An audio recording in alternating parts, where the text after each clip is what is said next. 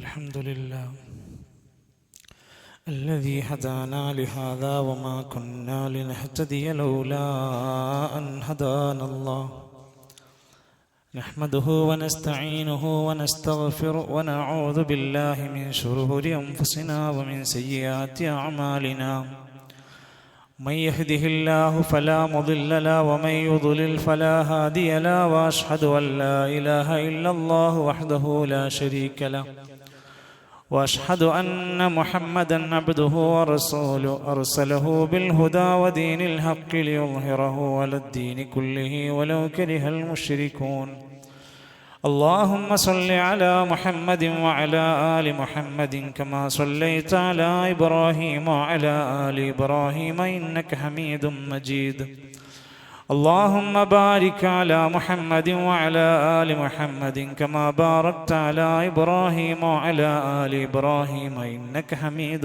مجيد أما بعد فإن خير الكلام كلام الله وخير الهدي هدي محمد صلى الله عليه وسلم وشر الأمور محدثاتها وكل محدثة بدعة وكل بدعة ضلالة وكل ضلالة في النار أيها الإخوة والأخوات أوصيكم وإياي أولا بتقوى الله أعوذ بالله من الشيطان الرجيم يا أيها الذين آمنوا اتقوا الله حق تقاته ولا تموتن إلا وأنتم مسلمون بسم الله الرحمن الرحيم هل جزاء الإحسان إلا الإحسان فبأي آلاء ربكما تكذبان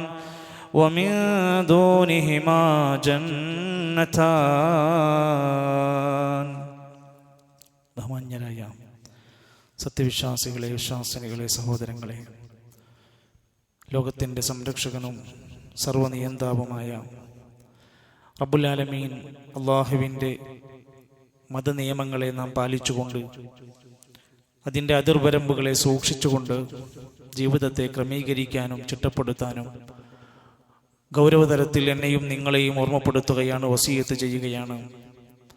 അള്ളാഹുവിൻ്റെ പ്രവാചകൻ നബി കരീം സല്ലല്ലാഹു അലൈഹി വസല്ലം പഠിപ്പിച്ചു തന്ന ഈ ദീനിനെ തൃപ്തിപ്പെട്ടുകൊണ്ട് നല്ല ജീവിതവും ഈമാനുള്ള മരണവും നമുക്ക് ഓരോരുത്തർക്കും അള്ളാഹു പ്രതിഫലമായി നൽകുമാറാകട്ടെ. സഹോദരങ്ങളെ, നമ്മുടെ ജീവിതത്തിൽ മറ്റുള്ളവരുടെ ഇഷ്ടം നേടിയെടുക്കാൻ നല്ല ശ്രമം നടത്തുന്നവരാണ് നമ്മൾ. മറ്റൊരാളുടെ സ്നേഹവും ഇഷ്ടവും കിട്ടാൻ വേണ്ടി പല വഴികളും സ്വീകരിക്കുന്നവരാണ്. നമ്മളേറെ സ്നേഹിക്കേണ്ടുന്ന നമ്മുടെ റബ്ബിൻ്റെ ഇഷ്ടവും റബ്ബിൻ്റെ സ്നേഹവും കിട്ടാൻ ആഗ്രഹിക്കണം. നാം കാണുന്നില്ല എന്ന് വിചാരിച്ച് നമ്മളെ സ്നേഹിക്കുന്നില്ല എന്നതിനർത്ഥമില്ല പടച്ച റബ്ബ്. ആ റബ്ബിന് ഇഷ്ടമുള്ള കാര്യങ്ങൾ എന്തൊക്കെയാണെന്ന് അറിഞ്ഞും പഠിച്ചും നമ്മൾ അതിലേക്ക് എത്താൻ ശ്രമിക്കേണ്ടതുണ്ട്. അള്ളാഹുവിന് ഏറ്റവും ഇഷ്ടപ്പെട്ട കർമ്മങ്ങളെക്കുറിച്ച് പഠിപ്പിച്ചപ്പോൾ നബി സല്ലല്ലാഹു അലൈഹി വസല്ലം അവിടുന്ന് പറയുന്നുണ്ട്, അഹബ്ബുൽ അഅമാലി ഇലല്ലാഹ്, അള്ളാഹ്ക്ക് ഏറ്റവും ഇഷ്ടപ്പെട്ട പ്രവർത്തനം എന്ന് പറഞ്ഞാൽ ബഅദൽ ഫറാഇദി, ഫർള് നമസ്കാരങ്ങൾ അല്ലെങ്കിൽ ഫറളാക്കപ്പെട്ട കർമ്മങ്ങൾ കഴിഞ്ഞാൽ ഏറ്റവും ശ്രദ്ധിക്കേണ്ടത് ഫറളാണ് എന്നർത്ഥം. അത് കഴിഞ്ഞാൽ അള്ളാഹ്ക്ക് ഏറ്റവും ഇഷ്ടം ഇദ്ഖാലുസ് സുറൂരി അലൽ മുസ്ലിമി, മുസ്ലിമിന്റെ മനസ്സിൽ സന്തോഷം ഉണ്ടാക്കി കൊടുക്കലാണ്. ഹാപ്പിനെസ് എന്ന വാക്കിന് ഇന്ന് ഭയങ്കര തലങ്ങളുണ്ട്. ഹാപ്പിനെസ് നടത്തുന്ന 3 days 4 days 4 ദിവസം 3 ദിവസത്തെ ക്യാമ്പിന് 1000 10,000 കൊടുത്ത് സന്തോഷം കണ്ടെത്താൻ പോണ ആൾക്കാരുണ്ട്. ഇവിടെയാണ് ഇസ്ലാം പറയുന്നത്, മനസ്സിനെ, മറ്റൊരു മുസ്ലിമിന്റെ മനസ്സിനെ സന്തോഷിപ്പിക്കുക എന്നത് അള്ളാഹ്ക്ക് ഭയങ്കര ഇഷ്ടമുള്ള കാര്യമാണ്. റസൂലുള്ളാഹി സ്വല്ലല്ലാഹു അലൈഹി വസല്ലം പഠിപ്പിച്ച ഒരു ഹദീസിൽ കാണാൻ സാധിക്കും, ഉമർ റളിയല്ലാഹു അൻഹുവിന്റെ മകനായ ഇബ്നു ഉമർ റളിയല്ലാഹു അൻഹു പറയുന്നുണ്ട് ചരിത്രം. ഒരാള് നബി സല്ലല്ലാഹു അലൈഹി വസല്ലമിന്റെ അടുത്ത് കയറി വന്നു. 2 ചോദ്യം ചോദിച്ചു. ഒന്നാമത്തെ ചോദ്യം, നബിയേ അയ്യുന്നാസി അഹബ്ബു ഇലല്ലാഹ്, കോടാനുകോടി മനുഷ്യരുണ്ട്, ഈ മനുഷ്യരുടെ കൂട്ടത്തിൽ അള്ളാഹുക്ക് ഏറ്റവും ഇഷ്ടമുള്ളത് ആരോടാണ്? രണ്ടാമത്തെ ചോദ്യം, വഅഹബ്ബുൽ അഅമാലു ഇലല്ലാഹ്. ഇവിടെ ഒരുപാട് കർമ്മങ്ങൾ പലരും ചെയ്യുന്നുണ്ട് നബിയെ, അള്ളാഹ്ക്ക് ഏറ്റവും ഇഷ്ടമുള്ള കർമ്മം ഏതാണ്? ഈ ചോദ്യത്തിന് നബിതങ്ങൾ പറഞ്ഞ മറുപടി, ഒന്നാമത്തെ ചോദ്യം അള്ളാഹുവിന് ഏറ്റവും ഇഷ്ടപ്പെട്ടത് ആരോടാണെന്ന ചോദ്യത്തിന് മറുപടി, അഹബ്ബുന്നാസി ഇലല്ലാഹി അൻഫഉഹും ലിന്നാസ്. മനുഷ്യരോട് ഏറ്റവും ഉപകാരം ചെയ്യുന്നവരാരാണോ അവരെയാണ് അള്ളാഹ്ക്ക് ഇഷ്ടം.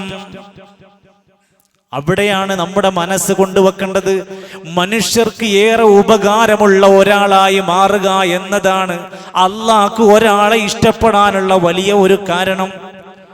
രണ്ടാമത്തെ ചോദ്യത്തിന്റെ മറുപടി നബിതങ്ങൾ ഒന്നുകൂടെ വിശദീകരിച്ചു പറഞ്ഞു. അള്ളാഹുവിന് ഏറ്റവും ഇഷ്ടമുള്ള പ്രവർത്തനം എന്നാൽ തുദ്ഖിലുഹു അലാ മുസ്ലിമിൻ, ഒരു മുസ്ലിമിന്റെ മനസ്സിൽ സുറൂറാകുന്ന സന്തോഷം നിറക്കലാണ്. ഇന്ന് നമ്മൾ എത്ര മുസ്ലിമീങ്ങളെ സന്തോഷിപ്പിച്ചു, ഇന്ന് നമ്മൾ എത്ര പേരെ ചിരിപ്പിച്ചു. നന്മ കൊണ്ട്, സന്തോഷം കൊണ്ട് എത്ര മനസ്സുകളിൽ, ചുണ്ടുകളിൽ ഒരു പുഞ്ചിരി കൊടുക്കാൻ നമുക്ക് കഴിഞ്ഞു. നമ്മൾ ഇന്ന് എത്ര പേരോട് നല്ല വാക്ക് പറഞ്ഞു. വീട്ടിൽ നമുക്ക് വേണ്ടി ഒരുപാട് അധ്വാനിച്ച് നമ്മുടെ ഭാര്യയുടെ ഏതെങ്കിലും ഒരു കർമ്മത്തിന് ഒരു പ്രശംസയുടെ വാക്ക് നമ്മൾ ഇന്ന് പറഞ്ഞു. നമ്മുടെ മക്കൾ ഇന്ന് എന്തൊക്കെയോ സഹായം നമുക്ക് ചെയ്തെന്നു. ഒരു നല്ല അംഗീകാരം നമ്മുടെ വാക്കിന്ന് വന്നോ? ഒരു വിശ്വാസി അവന്റെ ജീവിതത്തിൽ മറ്റൊരു മുഅ്മിനിനെ, മനുഷ്യനെ, മുസ്ലിമിനെ സന്തോഷിപ്പിച്ചാൽ അള്ളാഹ്ക്കത് ഭയങ്കര ഇഷ്ടമാണ്. ഔ തക്ഷിഫു അൻഹു കുർബതൻ, അല്ലെങ്കിൽ ഒരു മുസ്ലിമിന്റെ പ്രയാസം നീക്കിക്കൊടുക്കുക എന്നത് അള്ളാഹ്ക്ക് ഇഷ്ടമുള്ള കാര്യമാണ്. ഔ തത്റുദു അൻഹു ജൂആ, അല്ലെങ്കിൽ അവന്റെ വിശപ്പിന് പരിഹാരമായി വിശപ്പ് മാറ്റാൻ, വിശപ്പുരഹിത ഭവനങ്ങൾ ഉണ്ടാക്കാൻ ശ്രമിച്ചവനായാൽ അതും അള്ളാഹ്ക്ക് ഇഷ്ടമാണ്. ഔ തഖ്ളീ അൻഹു ദൈനാ, കടം കൊണ്ട് വരിഞ്ഞു മുറുക്കപ്പെട്ട ഒരു മനുഷ്യന്റെ കടത്തിനു പരിഹാരം കണ്ടെത്താൻ ശ്രമിച്ചാൽ അതും അള്ളാഹ്ക്ക് ഇഷ്ടപ്പെട്ട കാര്യമാണ്. നാല് കാര്യങ്ങൾ എടുത്തു പറഞ്ഞിട്ട് ഇത് അള്ളാഹ്ക്ക് ഭയങ്കര ഇഷ്ടമുള്ള കാര്യമാണ്. നമ്മളൊക്കെ അള്ളാഹിന്റെ മുഹിബ്ബീങ്ങളായി മാറാൻ ആഗ്രഹിക്കുന്നവരാ. അള്ളാഹ് ഒരാളെ സ്നേഹിച്ചാൽ ആകാശ ലോകത്തുനിന്ന് ജിബ്രീലിനോട് പറയും, ജിബ്രീലേ, അവനെ എനിക്കിഷ്ടമാണ്, നീ അവനെ ഇഷ്ടപ്പെടണം. ജിബ്രീൽ ഏഴാം ആകാശത്തിന്റെ മോളിൽ പോയിട്ട് പറയും, നമ്മുടെ റബ്ബിന് ഇന്ന വ്യക്തിനെ ഭയങ്കര ഇഷ്ടമാണ്, നിങ്ങൾ എല്ലാവരും ആ വ്യക്തിനെ ഇഷ്ടപ്പെടണം. എന്തൊരു വലിയ സ്ഥാനാണ് കിട്ടുന്നത്. എങ്കിൽ ആ ഇഷ്ടം കിട്ടാൻ അള്ളാഹുവിന്റെ ഖുർആൻ പറയാണ്, അള്ളാഹുവിന്റെ സ്വർഗം ലഭിക്കുന്ന ആളുകൾ 30-ലേറെ സ്ഥലത്ത് ഫബിഅയ്യി ആലാഇ റബ്ബികുമാ തുകദ്ദിബാൻ സൂറത്തുർ റഹ്മാനിൽ പറയുന്നുണ്ട്. അതിന്റെ അവസാന ഭാഗത്ത് സ്വർഗത്തിന്റെ വിവിധങ്ങളായ അനുഭവങ്ങൾ പറയുന്നുണ്ട്. കഅന്നഹുന്നൽ യാഖൂതു വൽ മർജാൻ, ഓരോ വർണ്ണനകൾ വിശദീകരിച്ചു വരെ ഫീഹിന്ന ഖാസിറാത്തുത് തർഫി ലം യത്മിസുഹുന്ന ഇൻസുൻ ഖബ്ലഹും വലാ ജാൻ. വായിക്കണം നമ്മൾ. അതിലൊരു പരാമർശമുണ്ട്, ഹൽ ജസാഉൽ ഇഹ്സാനി ഇല്ലൽ ഇഹ്സാൻ,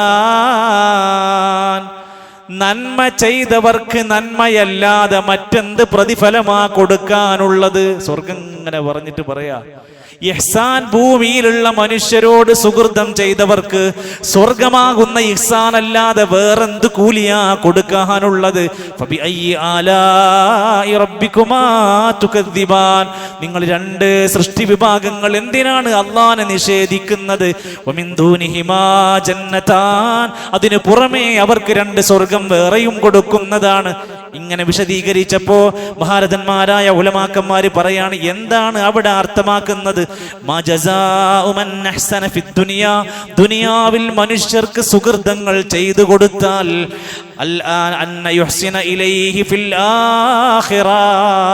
പരലോകത്ത് അല്ലാഹ് അവൻക്ക് സുഹൃതമാകുന്ന സ്വർഗം കൊടുക്കും. നമ്മുടെ ചുറ്റുവട്ടത്ത് കുറെ മനുഷ്യന്മാരുണ്ട്. ഈ മനുഷ്യരുടെ പ്രയാസങ്ങൾ നീക്കിക്കൊടുക്കാൻ, അവരോട് മുഖത്ത് നോക്കി ഒന്ന് ചിരിക്കാൻ കഴിഞ്ഞാൽ ഒരു ചിരിക്കുന്നത് പോലും സ്വതക്കയാണ്. അതുപോലും ഇബാദത്താണ് പഠിപ്പിച്ചതെങ്കിൽ നമ്മൾ എത്ര നല്ല മനുഷ്യരായി മാറാനുണ്ടെന്ന് ആലോചിച്ച് നോക്ക് നിങ്ങൾ. ഇബ്നു ഖയ്യിം അൽ ജൗസി റഹ്മത്തുള്ളാഹി അലൈഹി പറയാണ്, ഇന്നല്ലാഹ തആല കരീം യുഹിബ്ബുൽ കറമ. അല്ലാഹു ഭയങ്കരമായ ഉദാരനാണ്, അല്ലാഹു ഉദാരത ഇഷ്ടപ്പെടുന്നവനാണ്. വമൻ റഹിമ ഇബാദ, ഏതെങ്കിലും ഒരു അടിമയോട് ആരെങ്കിലും കരുണ കാണിച്ചാൽ റഹിമഹുല്ലാഹ്, അല്ലാഹ് അവനോട് കരുണ കാണിക്കും. നമ്മളൊരു ജീവനോട് കരുണ കാണിച്ചാൽ അല്ലാഹ് നമ്മളോടൊരു കരുണ കാണിക്കും. വമൻ അദ്ഖല സുറൂറ അലാ ഖൽബിൻ ഗൈരിഹി, അവനല്ലാത്ത മറ്റൊരാളുടെ കൽബിലേക്ക് ഒരു സന്തോഷം ഇട്ടുകൊടുത്താൽ അദ്ഖലല്ലാഹു സുറൂറ അലാ ഖൽബിഹി, ആ ചെയ്ത വ്യക്തിയുടെ കൽബിലേക്ക് അല്ലാഹ് ഒരു സന്തോഷം ഇട്ടുകൊടുക്കും. എന്തൊക്കെ തീക്കനലിന്റെ ഉള്ളിലാണ് അയാൾ ജീവിക്കുന്നതെങ്കിലും ഒരു വെള്ളം അയാളുടെ മനസ്സിൽ ഇങ്ങനെ ഒലിച്ചുകൊണ്ടിരിക്കും, ഒരു സന്തോഷം നിറച്ചു കൊടുക്കും. എവിടെ? ഫിദ്ദുനിയാ വല്ലാഖിറ, ദുനിയാവിലും പരലോകത്തിലും അയാൾക്ക് ഒരുപാട് സന്തോഷം അല്ലാഹ് കൊടുക്കും. എന്താ പറഞ്ഞിരിക്കുന്നത്? അള്ളാഹുവിന്റെ അടിമകൾക്കിടയിൽ നമ്മുടെ വക സന്തോഷം ഉണ്ടാക്കി കൊടുക്കുക. യഹ്യ ബിൻ മുആദ് റഹിമഹുല്ലാഹ് ഒന്നുകൂടെ പറഞ്ഞു, നമുക്ക് ഇത് ചെയ്യാൻ പറ്റും. ദാനം ചെയ്യണമെങ്കിൽ ഒരുപാട് പൈസ വേണം. ആരോഗ്യരംഗത്തിൽ ക്ഷീണിക്കുന്ന രോഗികളെ സഹായിക്കണമെങ്കിൽ അതിനുള്ള ഒരുപാട് കപ്പാസിറ്റി വേണം. എന്നാൽ ഇനി പറയുന്ന യഹ്യ ബിൻ മുആദ് റഹിമഹുല്ലാഹ് പറയാണ്, നിനക്കെല്ലാവർക്കും ചെയ്യാൻ പറ്റുന്ന 3 സഹായങ്ങളുണ്ട്. ലിയകുൻ ഹല്ലുൽ മുഅ്മിനി മിൻക സലാസ, നിന്നെ കൊണ്ട് ഒരു മുഅ്മിനിന് 3 കാര്യങ്ങൾ കിട്ടാൻ മതി. വിചാരിച്ചാൽ ചെയ്യാൻ പറ്റാവുന്നതാണ്, ആർക്കും പറ്റുന്നതാണ്. ഇല്ലം തൻഫഉഹു ഫലാ തദുറ, നിന്നെ കൊണ്ട് ഒരു ഉപകാരം അയാൾക്ക് ചെയ്യാൻ പറ്റുന്നില്ല എങ്കിൽ ദയവ് ചെയ്ത് അയാളെ ഉപദ്രവിക്കാതിരുന്നാ മതി. ആർക്കാ പറ്റാത്തത്? ഒരു ഉപദ്രവം ചെയ്യാതിരിക്കുക. സഹായിക്കാൻ പറ്റണില്ലേ? വേണ്ട. നിന്നെ കൊണ്ട് ഒരു ഉപദ്രവവും ഇല്ലാതിരിക്കലാണ് വലിയ ഗുണമാണ്. 2, വഇല്ലം തുഫ്രിഹു, നിനക്കൊരാളെ സന്തോഷിപ്പിച്ച് ഹാപ്പിയാക്കാൻ ആഹ്ലാദിപ്പിക്കാൻ കഴിയുന്നില്ലെങ്കിൽ പോട്ടെ, ഫലാ തഗുമ്മ, നീ ഒരാളെയും വിഷമിപ്പിക്കാതിരുന്നാ മതി. സന്തോഷിപ്പിക്കലാണ് വലിയ പണി, അതൊക്കെ പറ്റണില്ലേ? വേണ്ട. നീ ഒരാളെ വെറുതെ സമാധാനം കെടുത്താതിരിക്കുക, നീ ഒരാളെ വേദനിപ്പിക്കാതിരിക്കുക, ചെയ്താൽ മതി. വലിയ കാര്യമാണ്. 3, വഇല്ലം തംദഹു, ഒരു വിശ്വാസിയിൽ, ഒരു മനുഷ്യനിൽ വല്ല നല്ല കാര്യങ്ങളൊക്കെ കാണുമ്പോൾ ഒന്ന് പ്രശംസിക്കാൻ നിനക്ക് കഴിയുന്നില്ലെങ്കിൽ ഫലാ തദുമ്മ, അവനെ ആക്ഷേപിക്കാതിരുന്നാൽ മതി. മറ്റൊരാളെ പ്രശംസിക്കുക, അംഗീകരിക്കുക എന്നുള്ളത് നമുക്കൊക്കെ ഭയങ്കര ഭാരമുള്ള കാര്യമായിരിക്കും. നിനക്കത് പ്രയാസാണോ? നീ അയാളെ കുറ്റപ്പെടുത്താതിരുന്നാൽ മതി, ആക്ഷേപിക്കാതിരുന്നാൽ മതി. ഇന്ന തന്നെ അയാൾക്ക് സമാധാനമായിരിക്കും. ഒരു വിശ്വാസിയുടെ മനസ്സിലേക്ക് സമാധാനം കൊടുക്കുന്നത്, സന്തോഷിപ്പിക്കുന്നത് എത്ര വലിയ നേട്ടമാണെന്നാണ് പറഞ്ഞത്. ഞാൻ എന്താ ചെയ്യേണ്ടത് എന്ന് ചോദിക്കുമ്പോൾ നമുക്ക് പറയാൻ പറ്റും, ഒരു വിശ്വാസിന്റെ മനസ്സിനെ സന്തോഷിപ്പിക്കാൻ അംഗീകാരം കൊടുക്കുക. ഒരാൾ ചെയ്യുന്ന നല്ല കാര്യങ്ങളെ അംഗീകരിക്കുക, ആശംസ കൊടുക്കുക, പ്രശംസിക്കുക. അത് വലിയ നല്ല കാര്യമായി, നീ അത് ചെയ്തത് എനിക്ക് ഭയങ്കര ഇഷ്ടമായി, എനിക്ക് ആ കാര്യം ഭയങ്കര ഉപകാരമായി. ഒരു നല്ല പ്രശംസ ചെയ്യുന്ന നന്മക്ക് വേണ്ടി അംഗീകാരം കൊടുക്കുക. 2, സമ്മാനങ്ങൾ നൽകുക. ഒരു മുസ്ലിം എന്ന നിലയ്ക്ക് നമ്മുടെ സുഹൃത്തിന്, നമ്മുടെ സഹോദരന് നമ്മളെ കൊണ്ട് കഴിയാൻ പറ്റുന്ന വീട്ടിലെ വിഭവങ്ങളാവാം, നമ്മുടെ കൃഷി വിഭവങ്ങളാവാം, നമ്മുടെ കച്ചവട വസ്തുക്കളാവാം. തഹാബോ, ഹദിയ ചെയ്തോ, സമ്മാനം കൊടുത്തോ, നിങ്ങൾക്കിടയിൽ സ്നേഹം കൂടും. 3, സലാം പറയുക. ആർക്കും ചെയ്യാൻ പറ്റുന്ന കാര്യം സന്തോഷമാണ്. നമ്മളൊരു സലാം ഒരാളോട് പറയുന്നതിലുണ്ടാകുന്ന ഒരു ആനന്ദം അതിലുണ്ട്. 4, ഒരാൾ വിഷമിച്ചിരിക്കുമ്പോൾ അയാളുടെ കൂടെ നിൽക്കുക. പൈസ ഉണ്ടായപ്പോൾ, നല്ല ജോലി ഉണ്ടായപ്പോൾ, ഗൾഫിൽ നിന്ന് ഇങ്ങനെ മാസം മാസം വരുമാനം വന്നപ്പോൾ നമ്മളിപ്പം കുറെ ചങ്കുകളുണ്ടായിരുന്നു. ചക്കരമ്മ ഈ ചൊട്ടിയെ പോലെ നമ്മുടെ പിന്നാലെ കുറെ മനുഷ്യന്മാരുണ്ടാകും. നമ്മളൊന്ന് തളർന്ന് കരക്കിരുന്നാൽ, സൈഡിലിരുന്നാൽ പിന്നെ നമ്മൾ ഫക്കീറാണ്, മിസ്കീനാണ്. ഒന്ന് തിരിഞ്ഞു നോക്കാൻ പോലും ഇന്നത്തെ കാലത്ത് നാട്ടിൽ ആളുണ്ടാവില്ല. എന്നാൽ ഞാനും നിങ്ങളും തിരിച്ചു വരണം. ദാരിദ്ര്യാവസ്ഥയിൽ, വിഷമാവസ്ഥയിൽ, എല്ലാം തകർന്ന് തരിപ്പണമായവന്റെ കൂടെ നമ്മൾ ഉണ്ടാവണം. അതൊരു വലിയ പാഠമാണ്. അത് എന്നും ആർക്കും എപ്പോഴും സംഭവിക്കാം. അതുകൊണ്ട് ഹദീസിന്റെ 1-ാമത്തെ ഭാഗം അതാണ്. 2-ാമത് പഠിപ്പിച്ചത്, ഒരു മനുഷ്യൻ സന്തോഷിപ്പിക്കാൻ തക്ഷിഫു അൻഹു കുർബതൻ, അയാൾ അനുഭവിക്കുന്ന വിഷമങ്ങളിൽ, പ്രയാസങ്ങളിൽ മാറ്റിക്കൊടുക്കാൻ പറ്റുന്നത് മാറ്റിക്കൊടുക്കുക. ഇന്ന് ജീവിതത്തിൽ മനുഷ്യന്മാർ മാനസികമായും ശാരീരികമായും അനുഭവിക്കുന്ന ഒട്ടനേകം പ്രതിസന്ധികൾ ഉണ്ടാകും. അതിൽ തുണയായി നമ്മൾ കൂടെയുണ്ടാവേണ്ടവരും. രോഗം കൊണ്ടും കുടുംബത്തിലെ വ്യത്യസ്തങ്ങളായ പരീക്ഷണങ്ങൾ കൊണ്ടും കുർബത്തുകൾ അനുഭവിക്കുന്ന മനുഷ്യർക്ക് അതിന് എങ്ങനെയെങ്കിലും ഒരു മോചനം കൊടുക്കാൻ നമുക്ക് പറ്റുമോ? ചിലപ്പോൾ ഒരു അഭിപ്രായം, ചിലപ്പോൾ അല്പം പണം, ചിലപ്പോൾ ഒരു വീടിൻ്റെ 4 കട്ട, ചിലപ്പോൾ ഒരു 10 ചാക്ക് സിമന്റ് കൊണ്ട് എവിടെയാണോ നമുക്കൊരാളുടെ പ്രയാസം മാറ്റിക്കൊടുക്കാൻ പറ്റുക അവിടെ നമ്മൾ ഉണ്ടാവണം. ആരെങ്കിലും ഒരു മുഅ്മിനിന്റെ പ്രയാസം ദുനിയാവിൽ മാറ്റിക്കൊടുത്താൽ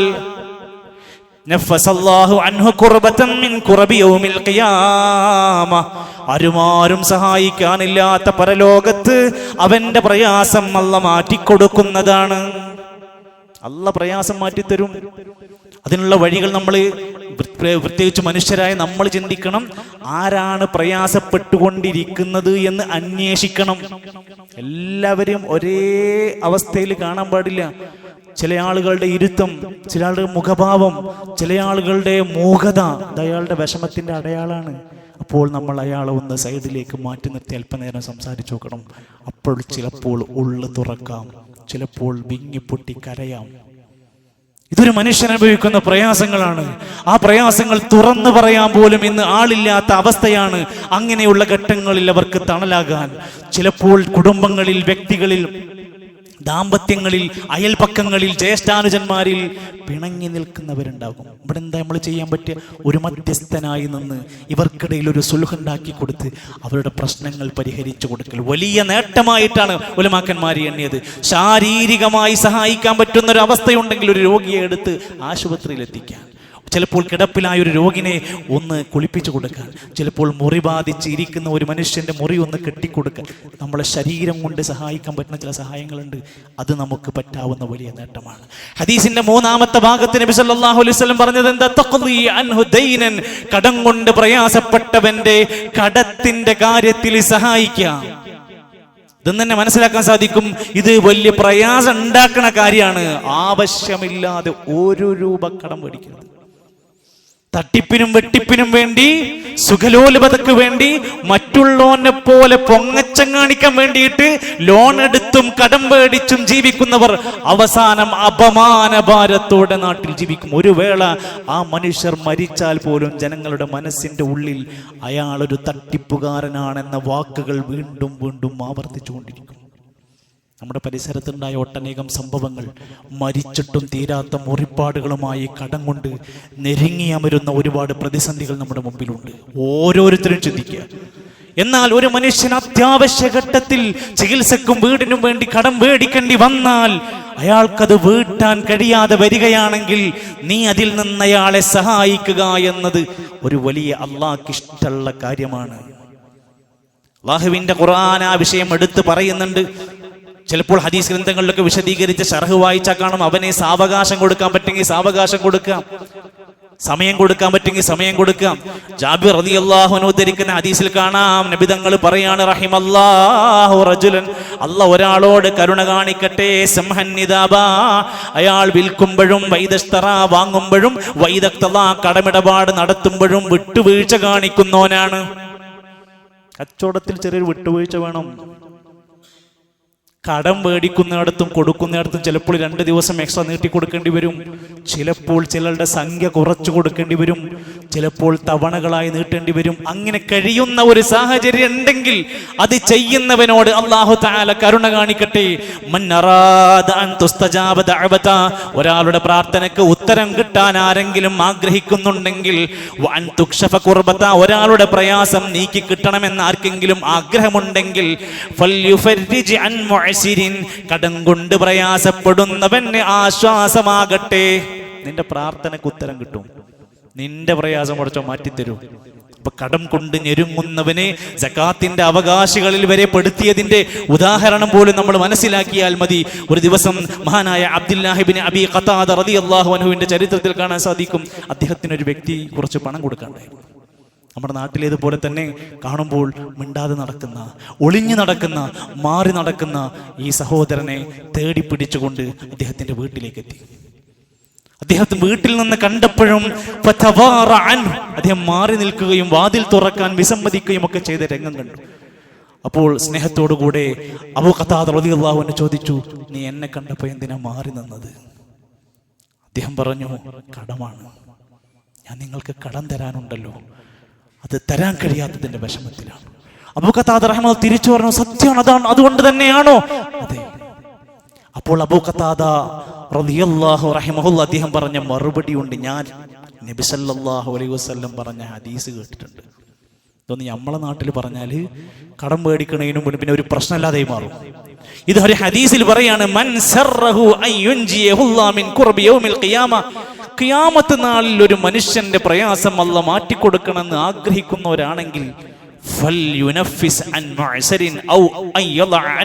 പ്രയാസപ്പെടുന്നവന്റെ പ്രയാസം നീക്കി കൊടുക്കണമെന്ന്. ഞാൻ നിന്നെ ബുദ്ധിമുട്ടിക്കൂല, ഞാൻ നിന്നെ കഷ്ടപ്പെടുത്തില്ല, നീ ഉണ്ടാകുമ്പോ തന്നാ മതി. ഒരു ആശ്വാസം കൊടുക്കുകയും സമാധാനിപ്പിച്ചുകൊണ്ട് അദ്ദേഹത്തെ പറഞ്ഞയക്കുന്ന രംഗവും ഒക്കെ നമുക്ക് അവിടെ കാണാൻ സാധിക്കും. അദ്ദേഹത്തിന് കാരണമുണ്ട് വീട്ടിൽ കൊടുക്കാൻ. ഇന്ന് നമ്മുടെ നാട്ടിൽ മറ്റെല്ലാം നടക്കുന്നുണ്ട്. അയാൾ ടൂറ് പോകുന്നുണ്ട്, അയാൾ കറങ്ങി നടക്കുന്നുണ്ട്, അദ്ദേഹം അടിച്ചു പൊളിച്ചു പോകുന്നുണ്ട്, എന്നാൽ അയാളുടെ കടങ്ങൾ അവിടെ കിടക്കുന്നുണ്ട്. അങ്ങനെയായി കാണുമ്പോഴാണ് ജനങ്ങൾ പ്രയാസപ്പെട്ടുകൊണ്ടിരിക്കുന്നത്. അതുകൊണ്ടൊരു വിശ്വാസി നമുക്ക് ചെയ്യാൻ പറ്റുന്നത്, കടമുണ്ടെങ്കിൽ തരാനുള്ള വ്യക്തിന്റെ സാഹചര്യം വെച്ച് ഇനി നീ തരണ്ട, ഇനി എനിക്ക് വേണ്ടെന്ന് പറയാൻ പറ്റിയൊരു കേസാണെങ്കിൽ അങ്ങനെ ചെയ്യാം. 2, അയാൾക്ക് ഡേറ്റ് നീട്ടിക്കൊടുക്കാൻ പറ്റുന്ന സാഹചര്യം ഉണ്ടെങ്കിൽ അങ്ങനെയാവാം. അല്ലെങ്കിൽ മറ്റേതെങ്കിലും ഫണ്ടുകൾ കണ്ടെത്തി ആ മനുഷ്യനെ സഹായിക്കാൻ പറ്റുന്ന പണിയുണ്ടെങ്കിൽ അത് ചെയ്യാം. ഇതൊന്നും കടം പേടിച്ചു വിലസാനുള്ള തീരുമാനത്തിനല്ല, ദുരിതക്കയത്തിൽ മുങ്ങുന്നവനെ രക്ഷപ്പെടുത്താനാണ് ഇസ്ലാം ഇത് പറഞ്ഞു. ഹദീസിന്റെ 4-ാമത്തെ ഭാഗം എന്താ പഠിപ്പിച്ചത്? വിശക്കുന്നവന്റെ വിശപ്പ് മാറ്റി കൊടുക്കുക. നമ്മൾ നന്നായി ഭക്ഷണം കഴിക്കുന്നു. നമ്മുടെയൊക്കെ നാട്ടിൽ പണ്ട് 2 നേരത്തെ ഭക്ഷണത്തിൽ നിന്ന് മാറി ഇന്നൊക്കെ നമ്മുടെ നാട്ടിൽ 4-5 നേരത്തെ നല്ല നിറഞ്ഞ വിഭവസമൃദ്ധമായ ഭക്ഷണത്തിന്റെ കാലത്താണ്. എന്നാൽ നമ്മളൊന്നൊരു സൈക്കിൾ എടുത്തൊന്ന് ഉള്ളേരിയകളിലൂടെ ഇറങ്ങി നടന്നാൽ 1 കിലോ അരിക്ക് മോഹിക്കുന്ന മനുഷ്യരുണ്ട്. റേഷൻ കടയിൽ കിട്ടുന്ന 2-4 കിലോ അരി കൊണ്ട് ഒരു മാസം തള്ളി നീക്കാൻ പറ്റുമെന്ന് നിങ്ങൾക്ക് ആർക്കെങ്കിലും തോന്നുന്നുണ്ടോ? വിശപ്പ് മാറ്റുക എന്നതൊരു വലിയ കാര്യമായിട്ട് എല്ലാ മനുഷ്യരുടെയും ധാർമ്മിക ഉത്തരവാദിത്തമായി കാണേണ്ടുന്ന ഒന്നാ. സ്വർഗക്കാരുടെ അടയാളം പറയാ, വയുത്ഇമൂന അത്അമ അലാ ഹുബ്ബിഹി മിസ്കീനം വയതീമൻ വഅസീറാ. മിസ്കീനിനും യതീമിനും ഫക്കീറിനൊക്കെ ഭക്ഷണം കൊടുക്കുന്നവരാണ് അവർ. അതുകൊണ്ടാണ് അവർക്ക് സ്വർഗം കിട്ടിയത്. മഹാനായ അലി റളിയല്ലാഹു അൻഹു ഫാത്തിമ ബീബി ഗർഭാവസ്ഥയിൽ ഇരിക്കുന്ന സമയത്ത് നല്ല കൊതിച്ചു മോഹിച്ച നല്ല ഫ്രൂട്ട്സുമായി കൊണ്ടുവരികയാണ്. വഴിയരികിൽ ഒരു ഫക്കീറായ മിസ്കീനായ മനുഷ്യൻ കൊണ്ട് വല്ലതും തരണേന്ന് ചോദിക്കുകയാണ്. ഈ ഫ്രൂട്ട്സ് എടുത്തിട്ട് ഭാര്യയ്ക്ക് വേണ്ടി ഒരുക്കി വെച്ചത് ഈ സാധുവിന് കൊടുത്തു. തിരിച്ചു വീട്ടിലേക്ക് വരുമ്പോൾ ഫാത്തിമ ബീവി കയ്യിൽ ഒന്നുമില്ലാതെയാണ് കാണുന്നത്. അലിയാര് തങ്ങളോട് കാര്യം ചോദിച്ചപ്പോൾ പറഞ്ഞു, ഞാനൊരു ഫക്കീറിനെ കണ്ടപ്പോൾ എനിക്ക് താങ്ങാൻ പറ്റാതായപ്പോൾ ഞാൻ ആ ഭക്ഷണ സാധനങ്ങൾ ആ മനുഷ്യന് കൊടുത്തു. ഫാത്തിമ ബീവി പറയാണ്, നിങ്ങൾക്ക് അല്ലെങ്കിൽ എന്നോട് സ്നേഹമില്ല എന്നല്ല പറഞ്ഞത്, എനിക്കെന്റെ വയറ് നിറഞ്ഞു, എനിക്കെത്രയോ മതിയായി, എന്റെ മനസ്സും കുളിരണിഞ്ഞു എന്ന് പറഞ്ഞ് തന്റെ ഭർത്താവ് ചെയ്ത ഈ നന്മയെ പ്രേരിപ്പിച്ച പ്രോത്സാഹിപ്പിച്ച വാക്കുകൾ കാണാൻ സാധിക്കും. അബൂ തൽഹ റളിയല്ലാഹുവിന്റെ വീട്ടിലേക്ക് ഒരു സാധുവായ മനുഷ്യൻ വിരുന്നു വന്നു. കഴിക്കാൻ എന്തെങ്കിലും കൊടുക്കണം. അവർ ഭക്ഷണം കഴിക്കുന്ന പോലെ കാണിച്ചിട്ട് അതിഥിയായ മനുഷ്യന് ഭക്ഷണം കൊടുത്തു. ഇവർ ചവക്കുന്ന പോലെ കാണിച്ചിട്ട് അവർക്ക് ഭക്ഷണം കൊടുത്ത് വയറ് നിറപ്പിച്ച് ഭക്ഷണം കൊടുത്ത് പറഞ്ഞയച്ചു. വെള്ളം കിട്ടാതെ പൊറുതിമുട്ടിയ മദീനക്കാർക്ക് റൂമാ കിണർ മേടിച്ച് ഉസ്മാൻ റളിയല്ലാഹു അൻഹു ദാനം ചെയ്തു. സൈനബ് ബിൻത് ജഹ്ഷ് റളിയല്ലാഹു അൻഹുവിനെ ഉമ്മുൽ മസാകീൻ, പാപങ്ങളുടെ ഉമ്മ എന്ന് വിളിക്കാൻ മാത്രം പട്ടിണി കണ്ട മനുഷ്യർക്ക് എത്തിച്ചു കൊടുക്കാൻ പറ്റുന്നതെല്ലാം ചെയ്യുന്ന രംഗം കാണാൻ സാധിക്കും. അവസാനമായി അല്ലാമ ഇബ്നു ഖയ്യിം അൽ ജൗസി റഹ്മത്തുള്ളാഹി അലൈഹി പറഞ്ഞൊരൊറ്റ വാക്ക് അടിവരയിട്ട് ഈ വിഷയത്തിൽ നമ്മുടെ മനസ്സിലുണ്ടാവണം. അള്ളാഹുവിന്റെ അടിമകൾക്ക് നീ എന്ത് പരിഗണനയാണോ നൽകുന്നത്, അതേ പരിഗണനയായിരിക്കും അള്ളാഹു നിനക്ക് നൽകുക. ഇത്രയും വിഷയങ്ങൾക്കിടയിൽ സാധുക്കളായ പാവപ്പെട്ട മനുഷ്യരുടെ പ്രയാസങ്ങളിൽ നീ എന്ത് പരിഗണനയാണോ അവർക്ക് കൊടുക്കാറുള്ളത്, അതുപോലെയായിരിക്കും നിന്റെ കാര്യത്തിൽ അള്ളാഹു പരിഗണിക്കുക. അള്ളാഹു ഇഹ്സാൻ ചെയ്യുന്ന, സുഹൃതം ചെയ്യുന്ന, മനുഷ്യർക്കിടയിൽ ഒരുപാട് നന്മ ചെയ്ത് അള്ളാഹുവിൻ്റെ ഇഷ്ടം നേടിയെടുക്കുന്ന നല്ലവരായ മുഅ്മിനീങ്ങൾ നമ്മളെല്ലാം ഉൾപ്പെടുത്തി അനുഗ്രഹിക്കുമാറാകട്ടെ.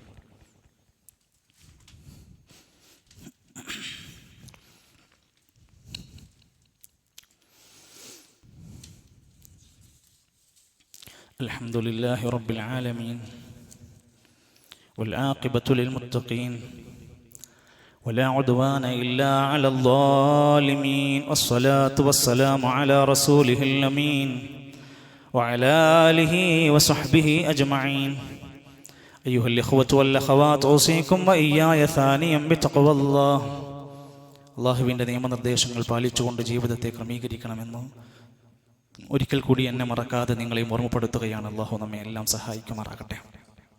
കഴിഞ്ഞ വർഷം 2025 ദുൽഖഅദ മാസം വന്ന സമയത്ത് ഈ മിമ്പറിലായും മറ്റുമൊക്കെ നമ്മൾ സൂചിപ്പിച്ചിരുന്നു സൂറത്തുൽ ഹജ്ജ് എന്ന ഒരു അധ്യായത്തിൻ്റെ പഠന ക്ലാസ്. ഹജ്ജ് എന്ന സൂറത്ത് ആ സമയത്ത് പ്രത്യേകിച്ചും ഹജ്ജിൻ്റെ ഒരു സമയമായ ദുൽഖഅദയും ദുൽഹിജ്ജയും അതിനുവേണ്ടി ഒരുങ്ങുന്ന യാത്ര ആരംഭിക്കുന്ന സമയമാണ്. ഹജ്ജിന് പോകുന്നവർക്ക് പഠിക്കേണ്ടുന്ന ഒരു സൂറത്താണ്. ഉളുഹിയ്യത്തിൻ്റെ മാസം വരാനിരിക്കുകയാണ്. ഉളുഹിയ്യത്തുമായി ബന്ധപ്പെട്ട വിഷയം പഠിപ്പിക്കപ്പെടുന്ന സൂറത്താണ് എന്നെല്ലാം പറഞ്ഞതിൻ്റെ ക്ലാസ്സുകൾ ആരംഭിച്ച അൽഹംദുലില്ലാ ഒരു വർഷം പൂർത്തിയാകാനിരിക്കുകയാണ്. വിശുദ്ധ ഖുർആനിലെ സൂറത്തുൽ ഹജ്ജ് അതിൽ 78 ആയത്തുകളാണ് ഉള്ളത്. 17ാമത്തെ ജുസയിലുള്ള ഒരു സൂറത്താണ്. അതിൻ്റെ 2 സുജൂദുകൾ ഈ സൂറത്തിൻ്റെ ഇടയിൽ വരുന്നു എന്നതിൻ്റെ പ്രത്യേകത. മദീനയിൽ ഇറങ്ങിയ ഈ ഒരു സൂറത്തിൻ്റെ ആ ഘടനകൾ നമ്മൾ പഠിച്ചാൽ 1274ഓളം വാക്കുകൾ നമുക്കതിൽ നിന്ന് പഠിക്കാൻ പറ്റും. 5196 അക്ഷരങ്ങൾ നമുക്ക് ഓതിയെടുക്കാൻ പറ്റും. ഞാനിത് സൂചിപ്പിച്ചത് വിശുദ്ധ ഖുർആനിലെ ഒരു സൂറത്ത്, അതിൻ്റെ അർത്ഥതലങ്ങൾ, അതിൻ്റെ ആശയങ്ങൾ പഠിക്കാൻ കഴിയുക എന്നത് ഇന്ന് നമ്മുടെ അവസരമായി നമ്മൾ കണ്ടെത്തണം.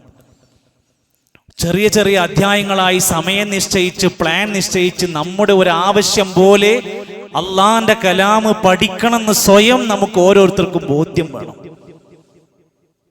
പല ഉന്നതരായ ആളുകൾ പോലും നമ്മുടെ മുമ്പിൽ വന്നുകൊണ്ട്, ഒരു DYSP ആയിരുന്ന ഒരു മനുഷ്യൻ വന്നിട്ട് അദ്ദേഹം ഖുർആനിൻ്റെ ക്ലാസ്സിൽ വന്നിരിക്കും. എന്നിട്ട് ഒരു വലിയ ഡയറി എടുത്ത് അവിടെ പറയുന്ന ഓരോ കാര്യവും അദ്ദേഹത്തിന് പുതുതായിരുന്നു. അദ്ദേഹം ഒരിക്കൽ പറഞ്ഞു, ഞാൻ ഒരുപാട് വലിയ വലിയ ഉദ്യോഗസ്ഥരുടെ മുമ്പിൽ, ഒരുപാട് വലിയ വലിയ കേസുകളുടെ മുമ്പിൽ ഞാൻ ചെന്നപ്പെട്ടിട്ടുണ്ട്. പക്ഷേ എനിക്ക് ഇപ്പോൾ ഞാൻ റിട്ടയർമെന്റ് ചെയ്ത ഈ സമയത്ത് എനിക്ക് ബോധ്യപ്പെട്ടത് ഞാനൊന്നും ആയിട്ടില്ല. ഖുർആനിൻ്റെ ആയത്തുകൾ പോലും നോക്കി ഓതാൻ തപ്പിത്തടയുന്ന പ്രയാസം കണ്ട് അദ്ദേഹം സ്വയം തീരുമാനിച്ചതാണ് എവിടെയെങ്കിലും ഇരുന്നത് പഠിക്കണമെന്ന്. അറിയപ്പെടുന്ന അബുദാബിയിൽ അറിയപ്പെടുന്ന ഒരു ബിസിനസ് മുതലാളി എൻ്റെ റൂമിൽ വന്നുകൊണ്ട് എനിക്കൊന്ന് പഠിക്കണം. ഞാൻ ചോദിച്ചു, എന്താണ് നിങ്ങൾ പഠിക്കണത്? എനിക്ക് ഖുൽ ഹുവല്ലാഹു അഹദ് മുതൽ പഠിക്കണം. ഓതാൻ അറിയില്ല. നല്ല ഹൈ ലെവൽ ബിസിനസ്മാനാണ്. അദ്ദേഹത്തിൻ്റെ വിശ്രമത്തിൻ്റെ സമയത്ത് ഒരു 10 മിനിറ്റ് സമയം ഇരുന്ന് പഠിപ്പിച്ചു തരാൻ പറ്റുമോ എന്ന് പറയും. ഓതിക്കൊടുക്കുന്ന ചെറിയ സൂറത്തുകൾ പോലും പഠിക്കുന്നതിൻ്റെ പ്രയാസം കാരണം, പഠിക്കാത്തതിൻ്റെ വിഷമം കൊണ്ട് കരഞ്ഞുപോയ റൂമിലുണ്ടായിരുന്ന അനുഭവങ്ങൾ നമുക്കുണ്ട്. എൻ്റെ പ്രിയപ്പെട്ടവരെ, നമുക്ക് ഖുർആൻ പഠന ക്ലാസ്സുകളുണ്ട്, ഓൺലൈൻ സംവിധാനങ്ങളുണ്ട്, ഒറ്റയ്ക്കിരുന്ന് പഠിക്കാൻ പറ്റുന്ന ഉസ്താദുമാരുണ്ട്. എന്തെല്ലാം പടച്ച റബ്ബ് നമുക്ക് ഈ നാട്ടിൽ സൗകര്യം തന്നു. നമ്മൾ പഠിച്ചോ? അമാനി തഫ്സീർ എന്ന മലയാളത്തിൽ ഒഴിവനുസരിച്ച് വിശദീകരണം ഇരുന്ന് പഠിക്കാം. ആപ്പുകൾ മൊബൈലിലുണ്ട്, അതിരുന്ന് പഠിക്കാം. ഇങ്ങനെ ഞാൻ എൻ്റെ റബ്ബുമായി സംസാരിക്കുന്ന, എൻ്റെ റബ്ബ് എന്നോട് ഇങ്ങോട്ട് സംസാരിക്കുന്ന ആ വചനങ്ങൾ കേട്ട് പഠിക്കാൻ, അർത്ഥം മനസ്സിലാക്കാൻ നമ്മൾ ശ്രമിക്കണം. സൂറത്തുൽ ഹജ്ജിന്റെ 1-ാമത്തെ ആയത്ത് വിളിക്കുന്നത് യാ അയ്യുഹന്നാസ്, മനുഷ്യരേ, ഇത്തഖൂ റബ്ബക്കും, നിങ്ങൾ റബ്ബിനെ സൂക്ഷിക്കണം. ഇന്ന സൽസലത്തസ്സാഅത്തി ശൈഉൻ നദീം, ആ ഖിയാമത്ത് നാളിന്റെ പ്രകമ്പനം വല്ലാത്ത അവസ്ഥയായിരിക്കും. ഖിയാമത്ത് നാളിനെ ഓർമ്മപ്പെടുത്തിയിട്ടാണ് മനുഷ്യരെ വിളിച്ച് തഖ്വ പാലിക്കാൻ പറയുന്നത്. ആ സൂറത്ത് ഇങ്ങനെ ഓതിക്കഴിഞ്ഞാൽ കുറച്ചു കഴിഞ്ഞാൽ കാണാം ഹജ്ജുമായി ബന്ധപ്പെട്ട പരാമർശം കാണാം. വഅദ്ദിം ഫിന്നാസി ബിൽ ഹജ്ജ്, നബിയെ നിങ്ങൾ ഹജ്ജിന് വേണ്ടി വിളംബരം നൽകുക. ഇബ്രാഹിം നബി അലൈഹിസ്സലാമിനോട് പറയാണ്, ഹജ്ജിന് വിളംബരം ചെയ്യുക. ലോകത്തിന്റെ വിവിധ മുക്കുകളിൽ നിന്ന് ആളുകൾ അങ്ങോട്ടേക്ക് വരും, നിങ്ങൾ വിളിച്ചാൽ മതി. ആ വിളിയാണ് ഇന്നും നാട്ടിൽ നിലനിന്നുകൊണ്ടിരിക്കുന്ന ഹജ്ജ് യാത്രകൾ.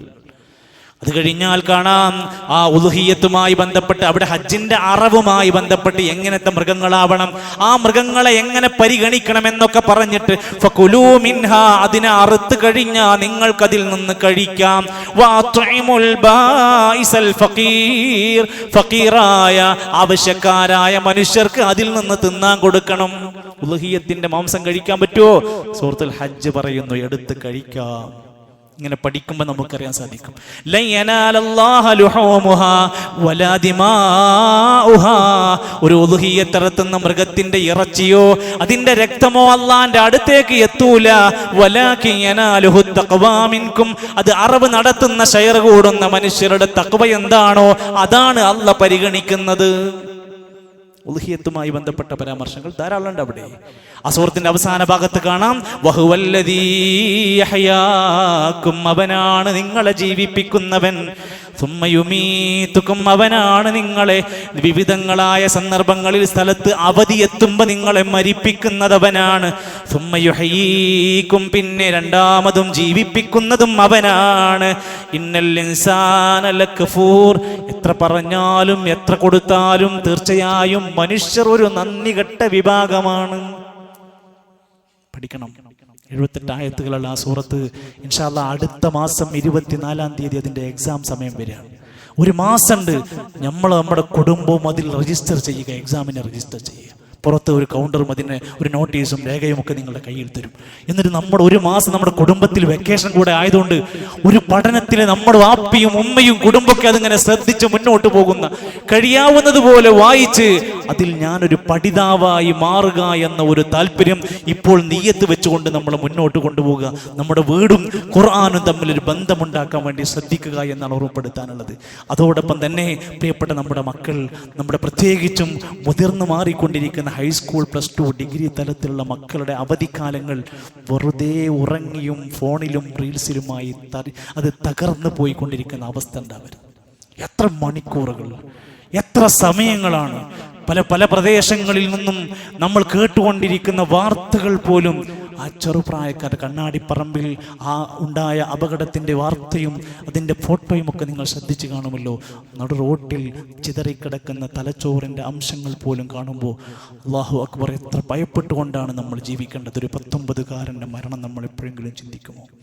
നാദാപുരത്തെ ഒരു ചെറിയ വെള്ളക്കെട്ടിൽ വീണുകൊണ്ടാണ് 3 പേർ ഒരു കുടുംബത്തിൽ മരണപ്പെട്ടത്. അതിലേറ്റവും ചെറിയ പ്രായമുള്ള കുട്ടിന്റെ പ്രായം ഒന്ന് ആലോചിച്ച് നോക്കൂ നിങ്ങൾ.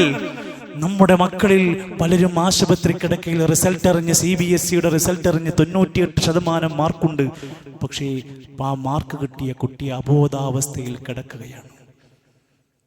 എത്ര സംഭവങ്ങൾ നമ്മുടെ വിളിച്ച് പാഠം പഠിപ്പിക്കും. നമ്മുടെ കുട്ടിക്ക് അള്ളാനെ പറഞ്ഞു കൊടുക്കാൻ, നബിനെ പഠിപ്പിച്ചു കൊടുക്കാൻ, നിസ്കാരം പഠിപ്പിച്ചു കൊടുക്കാൻ, മയ്യിത്ത് നമസ്കാരം പഠിപ്പിച്ചു കൊടുക്കാൻ നിങ്ങൾക്ക് താല്പര്യമില്ലേ? ഈ അവധിക്കാലത്ത് സമ്മറൈസ് എന്ന് പറയുന്ന നമ്മുടെ വിദ്യാർത്ഥി കുട്ടികൾ തയ്യാറാക്കുന്ന അതിനെ രജിസ്റ്റർ ചെയ്യാൻ നമ്മുടെ ഹൈസ്കൂൾ, പ്ലസ് ടു, ഡിഗ്രി തലത്തിലുള്ള കുട്ടികൾക്ക് വേണ്ടി അവസരമുണ്ട്. എവിടെയും ദൂരം പോകണ്ട. നമ്മുടെ മദ്രസയിൽ, നമ്മുടെ സ്വന്തം മദ്രസയിൽ ഇത്രയും അവസരം ഒരുക്കിയിട്ട് രക്ഷിതാക്കളെ നമ്മുടെ വിദ്യാർത്ഥികളുടെ പേര് കൊടുക്കുക, നിങ്ങളുടെ കോണ്ടാക്ട് നമ്പർ കൊടുക്കുക. ഈ വരുന്ന ഈ ശനിയാഴ്ച മുതലാണ് അത് ആരംഭിക്കുന്നത്. 22-ാം തീയതി വരെ ചുരുങ്ങിയ ദിവസങ്ങളിലായിരിക്കും ഉണ്ടാവുക. നമ്മൾ ഓരോരുത്തരും നമ്മുടെ സ്വന്തം കുട്ടിൻ്റെ കാര്യത്തിൽ ഈ ദീനിയായ ഇഖ്ലാസായ താല്പര്യം നമ്മൾ നിലനിർത്താൻ വേണ്ടി ശ്രമിക്കുക. അവരെ മുന്നോട്ട് കൊണ്ടുവരാൻ നമ്മൾ ഓരോരുത്തരും മുൻപന്തി അതിൻ്റെ കൂടെ ഉണ്ടാവുക. അള്ളാഹു നമ്മെ സഹായിക്കുമാറാകട്ടെ. പള്ളിയുടെ പരിപാലന പ്രവർത്തനങ്ങളിൽ അകമഴിഞ്ഞ് എല്ലാവരും ഉദാരമായ മനസ്സുമായി എപ്പോഴും ഈ ഒരു പ്രാർത്ഥനാ നിർഭരമായി കൊണ്ട് അള്ളാഹുവിൻ്റെ ഈ ഒരു ഭവനത്തിൻ്റെ കൂടെ നിൽക്കാൻ സാമ്പത്തികമായും ശാരീരികമായും ഒക്കെ സഹായിക്കാൻ പറ്റാവുന്നതൊക്കെ ഉണ്ടാവണമെന്ന് വീണ്ടും ഇന്നത്തെ ആഴ്ചയിലും നിങ്ങളെ ഓർമ്മപ്പെടുത്തുകയാണ്. അള്ളാഹു നമ്മെ സഹായിക്കുന്ന, നമുക്ക് വേണ്ടി ഒരുപാട് സേവനങ്ങൾ ചെയ്യുന്നവർക്കെല്ലാം അള്ളാഹു തക്കതായ പ്രതിഫലം നൽകി അനുഗ്രഹിക്കുമാറാകട്ടെ. നമ്മുടെ പള്ളിയിലൊക്കെ വരുന്ന പലരും ആക്സിഡന്റ് സംഭവിച്ചും മറ്റുമൊക്കെ ആയിക്കൊണ്ട് ആശുപത്രികളിലും വീടുകളിലും കഴിയുന്നവരുണ്ട്. എല്ലാവർക്കും അള്ളാഹു പൂർണ്ണമായ ശിഫ നൽകുമാറാകട്ടെ. ഒരുപാട് രോഗികൾ നമ്മുടെ പരിസരത്തെ ദുആ കൊണ്ട് വസിയത്ത് പറഞ്ഞ് എല്ലാവരുടെയും പേരുകൾ പറയാൻ ആഗ്രഹിക്കുന്നില്ല. അള്ളാഹു എല്ലാവരുടെയും രോഗങ്ങളും പ്രയാസങ്ങളും ഒക്കെ മാറ്റി ശിഫയുള്ള ജീവിതം, ഖൈറായ ജീവിതം അവർക്ക് നൽകുമാറാകട്ടെ. മരണപ്പെട്ടു പോയ പ്രിയപ്പെട്ടവർക്കെല്ലാം അള്ളാഹുവേ നീ മഗ്ഫിറത്തും മർഹമത്തും നൽകണമേ. രോഗികളായ ഞങ്ങളുടെ സഹോദരങ്ങൾക്കെല്ലാം ശിഫ നൽകണമേ. കടം കൊണ്ട് പ്രയാസപ്പെടുന്നവരുടെ കടങ്ങൾ വീട്ടിക്കൊടുക്കാൻ നീ സഹായിക്കണമേ റഹ്മാനെ. അള്ളാഹുവേ ഞങ്ങളുടെ സാമ്പത്തിക മേഖലകളിലെല്ലാം ഖൈറും ബറക്കത്തും പ്രദാനം ചെയ്യണമേ. ഞങ്ങളുടെ മക്കളെ സ്വാലിഹീങ്ങളാക്കി തരണമേ. അള്ളാഹുവേ മനസ്സമാധാനത്തോടെ, സന്തോഷത്തോടെ, നിർഭയത്വത്തോടെ ഞങ്ങളുടെ രാജ്യത്ത് ജീവിക്കാൻ ഞങ്ങൾക്ക് നീ തൗഫീഖ് പ്രദാനം ചെയ്യണമേ. അല്ലാഹുമ്മ ഗ്ഫിർ ലിൽ മുഅ്മിനീന വൽ മുഅ്മിനാത്ത് വൽ മുസ്ലിമീന വൽ മുസ്ലിമാത്ത് അൽഹയാഇ മിൻഹും വൽ അംവാത്ത് തവഫനാ മുസ്ലിമീന വൽഹിഖ്നാ ബിസ്സാലിഹീൻ. റബ്ബനാ തഖബ്ബൽ മിന്നാ ഇന്നക അൻതസ് സമീഉൽ അലീം വതുബ് അലൈനാ ഇന്നക അൻതത് തവ്വാബുർ റഹീം. വസല്ലല്ലാഹു അലാ നബിയിനാ മുഹമ്മദ് വൽഹംദുലില്ലാഹി റബ്ബിൽ ആലമീൻ.